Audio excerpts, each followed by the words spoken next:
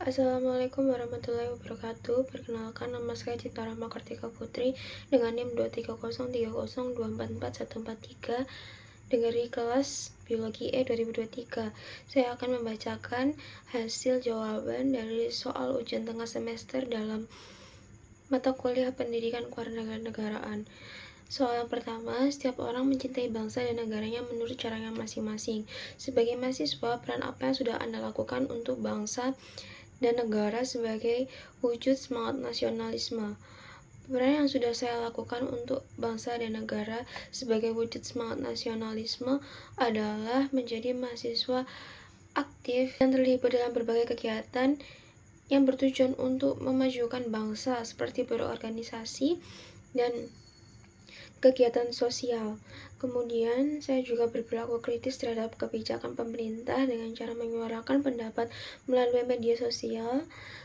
Kemudian, berlaku menghormati simbol-simbol nasional, mematuhi hukum, dan berperilaku etis serta bertanggung jawab.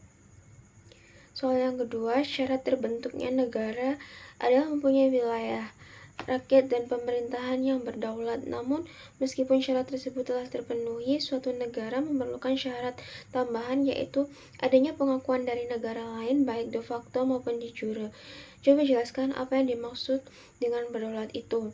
Berdaulat adalah sebuah konsep yang digunakan dalam hukum internasional untuk menggambarkan suatu status negara yang merdeka dan memiliki kemampuan untuk mengadakan hubungan internasional. Berdaulat adalah sebuah kondisi yang mengacu pada keberadaan sebuah negara yang memiliki kekuatan politik, ekonomi, dan militer yang cukup untuk mengatur hubungan internasional dengan negara lain. Kemudian, apa fungsinya pengakuan negara lain bagi suatu negara? Fungsi pengakuan negara lain bagi suatu negara adalah untuk menjamin negara baru dapat menduduki tempat yang wajar sebagai organisme politik yang merdeka dan berdaulat dalam keluarga bangsa-bangsa. Pengakuan memiliki fungsi politik dan fungsi hukum.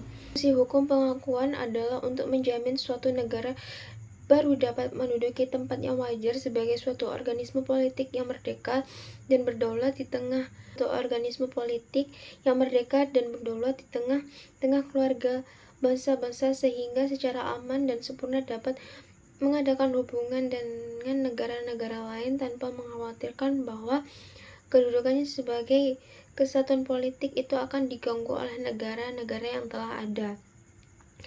Kemudian, soal yang ketiga, siapa yang berwenang membuat konstitusi di suatu negara? Dan apabila konstitusi tersebut sudah tidak sesuai dengan kondisi masyarakat, bagaimana cara memperbaikinya? Mahkamah Konstitusi adalah lembaga yang berwenang untuk membuat konstitusi di suatu negara yang berupa undang-undang dasar. Konstitusi suatu negara sudah tidak sesuai dengan kondisi masyarakat. Cara memperbaikinya adalah melalui proses amandemen konstitusi. Proses amandemen konstitusi biasanya dilakukan melalui pembuatan rancangan amandemen oleh pemerintah atau sekumpulan rakyat dan kemudian disetujui oleh rakyat melalui referendum. Setiap negara memiliki prosedur yang berbeda untuk melakukan amandemen konstitusi. Namun, semua proses itu harus mengacu pada prinsip hukum internasional. Soal yang keempat, John F. Kennedy pernah mengatakan, jangan tanyakan apa yang negara berikan kepadamu, tapi tanyakan apa yang kamu berikan kepada negaramu. Kalimat ini sebenarnya bagus jika dikaitkan dengan semangat nasionalisme. Namun apabila berhubungan dengan hak dan kewajiban, tentu akan aneh apabila warga negara hanya memberikan kewajiban tanpa menuntut haknya. Menurut Anda, bagaimana konsep yang benar dalam memahami hak dan kewajiban dalam hubungan antara negara dan warga negara? Menurut saya, konsep yang benar dalam memahami hak dan kewajiban dalam hubungan antara negara dan warga negara adalah hak mencakup kemampuan, kekuatan, dan kemahiran yang diperlukan untuk mengadakan hubungan internasional dengan negara lain. Hal juga mencakup kewajiban-kewajiban internasional seperti kewajiban untuk menjamin keamanan, keadilan, dan kebebasan bagi warga negara. Yang kedua, kewajiban mencakup peran-peran yang diperlukan untuk mengadakan hubungan internasional dengan negara lain. Kewajiban juga mencakup tindakan yang diperlukan untuk mengatur hubungan internasional seperti pengakuan negara baru, pengaturan konflik, dan pengelola masalah internasional.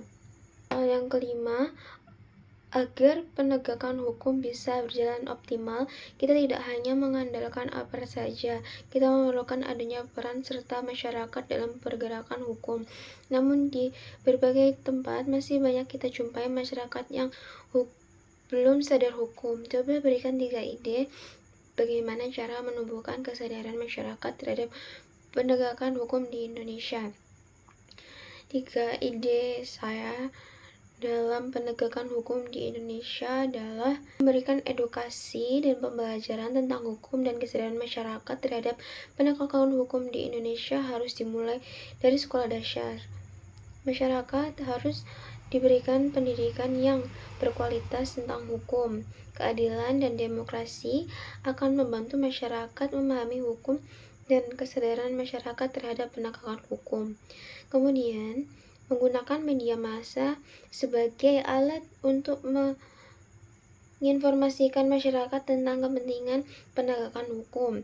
Media sosial massa harus mengemukakan informasi tentang keadilan, kebebasan, dan demokrasi.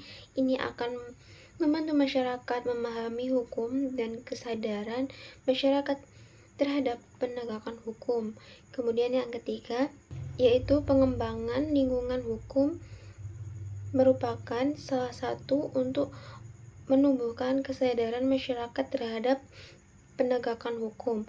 Pemerintah dan organisasi hukum harus bekerjasama untuk membangun lingkungan hukum yang baik.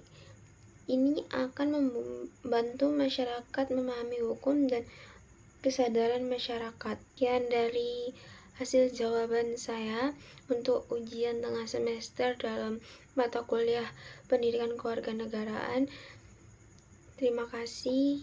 Wassalamualaikum warahmatullahi wabarakatuh.